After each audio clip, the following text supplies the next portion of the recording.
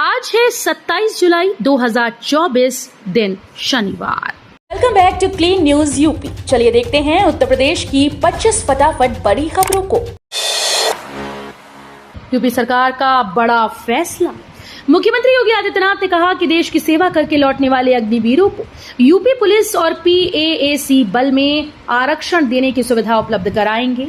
उन्होंने कहा कि अग्निवीरों के रूप में देश को ट्रेंड और अनुशासित युवा सैनिक मिलेंगे।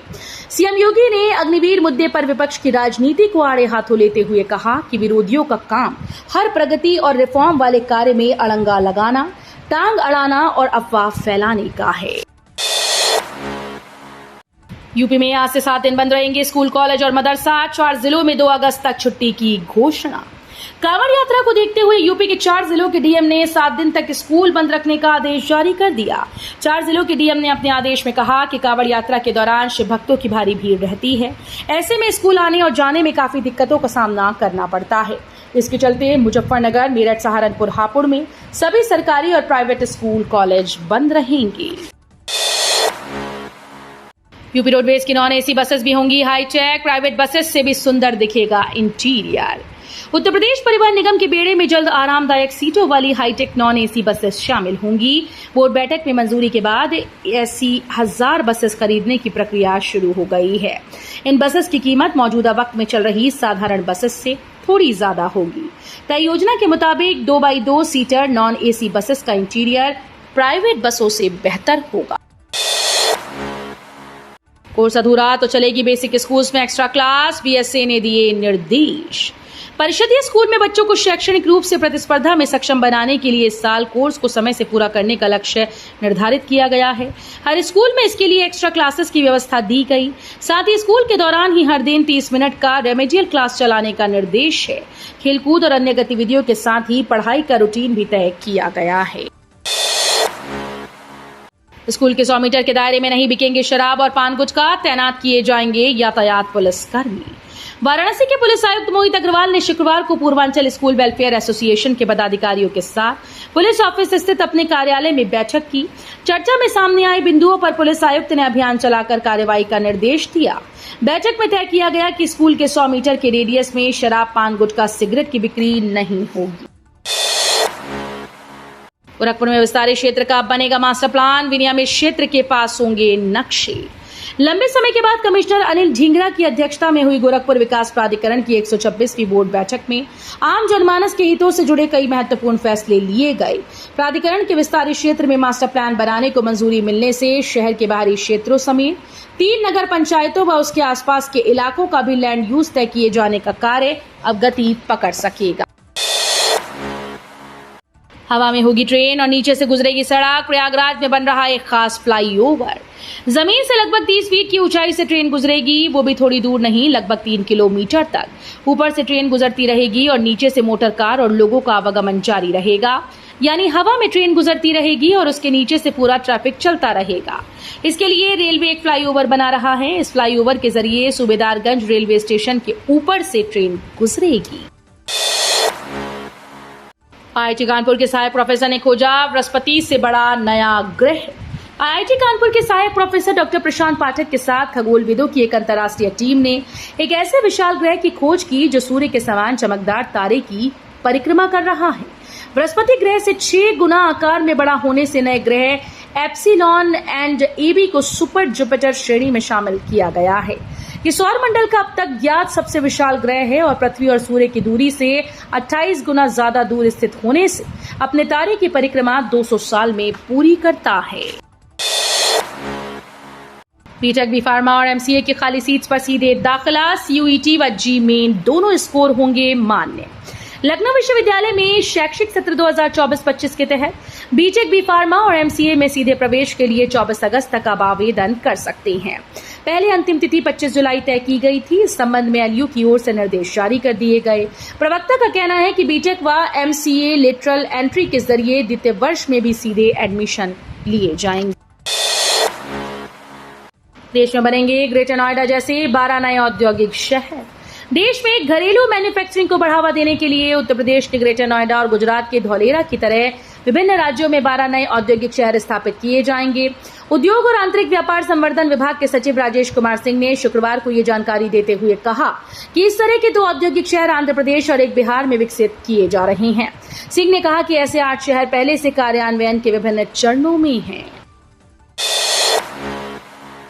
यूपी में तैयार हो रही राशन मॉडल शॉप अत्याधुनिक सुविधाओं से होंगी लैस। सार्वजनिक वितरण प्रणाली के तहत उचित दर की दुकानों को चिन्हित कर उसमें व्यापक परिवर्तन लाते हुए उन्हें राशन मॉडल शॉप विकसित करने का कार्य किया जा रहा है। उप मुख्यमंत्री केशव प्रसाद मौर्य के नेतृत्व व निर्देशन में चिन्हित ग्राम पंचायतों में मनरेगा के तहत सरकारी जमीन पर इन मॉडल शॉप का निर्माण कार्य जारी है। वाराणसी में बनवाने जा रहे हैं घर या दुकान तो लेनी होगी अनुमति।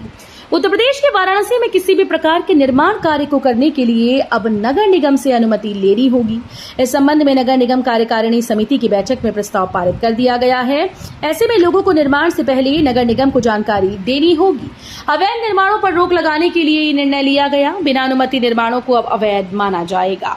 नगर निगम के सभी विभागों को निर्माण कार्य की अनुमति की अनिवार्यता के संबंध में पत्र जारी किया गया है। पीसीएस ज्योति मौर्य मामले में निलंबित होमगार्ड कमांडेंट मनीष को राहत, कोर्ट ने निलंबन पर लगाई रोक। विवादित एसडीएम ज्योति मौर्य मामले में निलंबित हुए होमगार्ड कमांडेंट मनीष दुबे को इलाहाबाद हाईकोर्ट से बड़ी राहत मिली। हाईकोर्ट ने मनीष दुबे के निलंबन पर रोक लगा दी। मामले की सुनवाई न्यायमूर्ति जे मुनीर की एकल पीठ कर रही है। मनीष ने कुछ दिनों पहले अपने निलंबन के आदेश को हाईकोर्ट में चुनौती दी थी। अखिलेश यादव ने फिर केशव मौर्य पर कसा तंज। सपा अध्यक्ष अखिलेश यादव ने कहा कि उप मुख्यमंत्री केशव प्रसाद मौर्य दिल्ली के वाईफाई के पासवर्ड हैं। उन्होंने केशव को मोहरा बताते हुए कहा कि आप बस दिल्ली के वाईफाई पासवर्ड का खेल देखिए। प्रदेश सपा मुख्यालय पर शुक्रवार को आयोजित प्रेस कॉन्फ्रेंस में उन्होंने भाजपा के अंदरूनी मतभेदों को लेकर चल रही चर्चाओं पर निशाना साधा। यूपी में ओबीसी और एससी आयोग को जल्द मिलेगा नया अध्यक्ष। भाजपा नए सिरे से बिसात बिछाने में जुटी। प्रदेश के पिछड़ा वर्ग आयोग और अनुसूचित जाति आयोग को जल्द ही नए अध्यक्ष मिल जाएंगे। लोकसभा चुनाव में ओबीसी और दलित वोट खिसकने के बाद बेचैन भाजपा ने इसकी कवायद तेज कर दी। इसके साथ ही राज्य महिला आयोग व गौ सेवा आयोग का गठन भी जल्द ही हो सकता है। ये सभी आयोग 2 साल से अधिक समय से खाली पड़े हैं। केंद्र का सौतेला व्यवहार कोई नई बात नहीं। बजट पर मायावती का मोदी सरकार पर हमला। संसद में पेश किए गए बजट पर बीएसपी प्रमुख मायावती ने केंद्र की एनडीए सरकार पर हमला किया। हमलावर मायावती ने कहा कि केंद्र द्वारा ऐसा सौतेला व्यवहार आज कोई नई बात नहीं है। मायावती ने शुक्रवार को अपने ऑफिशियल एक्स हैंडल पर एक के बाद एक 2 पोस्ट किए। मायावती ने लिखा कि एनडीए सरकार द्वारा संसद में पेश बजट में देश व आम जनहित से अधिक राजनीतिक स्वार्थ के तहत विभिन्न राज्यों के बीच भेदभाव, पक्षपात व असंतुलन बढ़ाने के विरुद्ध आक्रोश व विरोध स्वाभाविक। हालांकि केंद्र द्वारा ऐसा सौतेला व्यवहार आज कोई नई बात नहीं है। मुजफ्फरनगर से मेरठ तक हाईवे 1 वे, आज से इन वाहनों की भी एंट्री बंद। दिल्ली दून हाईवे NH58 पर मुजफ्फरनगर से मोहिद्दीनपुर बॉर्डर तक 1 वे व्यवस्था लागू की गई। कांवड़ मार्ग पर एकाएक शिव भक्त कांवड़ियों की संख्या बढ़ने के बाद सुरक्षा को ध्यान में रखते हुए योजना लागू की गई। इसके बाद हाईवे का एक तरफ का पूरा रास्ता कांवड़ियों के लिए रिजर्व कर दिया गया। अफसरों का कहना है कि आज 27 तारीख से हल्के वाहनों के आवागमन पर भी पाबंदी शुरू हो जाएगी। वाहनों के चालान पर भ्रष्टाचार का टैक्स, अधिक रुपए वसूल रहे आरटीओ कर्मी, देते हैं परमिट निरस्त की धमकी।